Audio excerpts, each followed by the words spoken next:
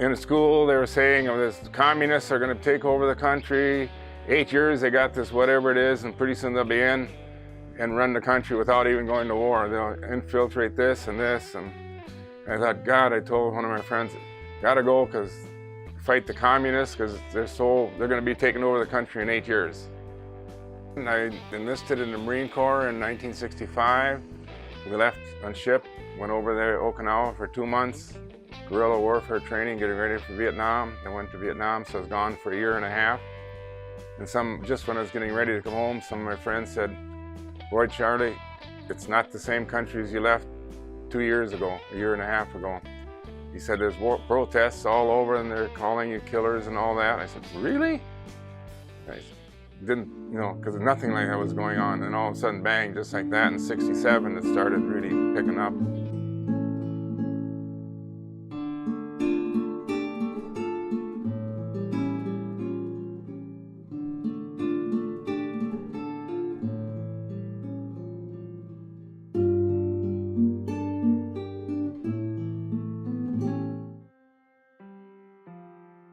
My mother wrote me a letter, said, can we send you anything, Charles? I said, no, don't need to send me nothing.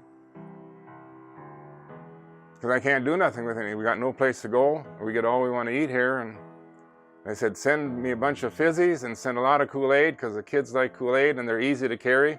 I can carry a whole bunch in my pocket and just hand out, because everybody you go by was wanting to give you something. So then I'd give them some Kool-Aid and that. So. You always heard negative things about baby killers, and you're referred to as that. And sometimes I'd be in Ted's bar in Ghent here, and I'd be talking to one lady there, and I'd say, I just come back from Vietnam about 1 year ago. Oh, you're one of those? And she was one of the protesters at the college then too. And she'd start telling her how much of a murderer I was, and then the only thing I'd come with is those kids that I gave the food to that were starving, and I'd hand out the stuff, and they said how we'd come with, I'd bring them some some food and that, and they'd come running to us because they wanted to see us so bad.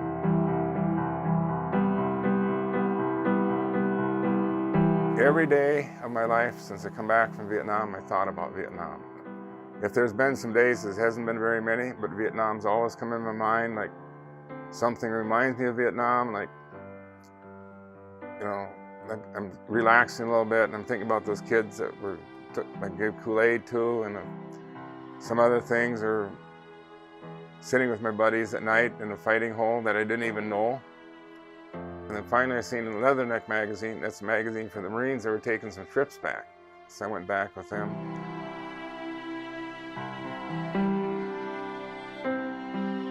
And on my trips back, I started picking up stuff from the war, and pretty soon it got to be more and more, and pretty soon now it's turning into what it is. Started out like this, and now it's like this, and it's getting bigger. And I just come back for my 30th time in October of last year, which would be 2016. And then I met friends over there, and some of them are former Viet Cong, and now they're my best friends. I mean, and my counselor back when I go into the VA, she says, why do you get so broken up talking about it? I said, well, back in 1968, we were both so bad we had to try to kill each other. But now we go to barbecues together, we have beer together, we're good friends.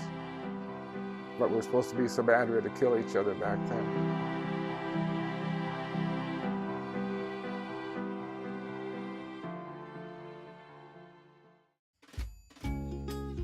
Visit pioneer.org/postcards to catch up on missed episodes and to find out more about your favorite segments.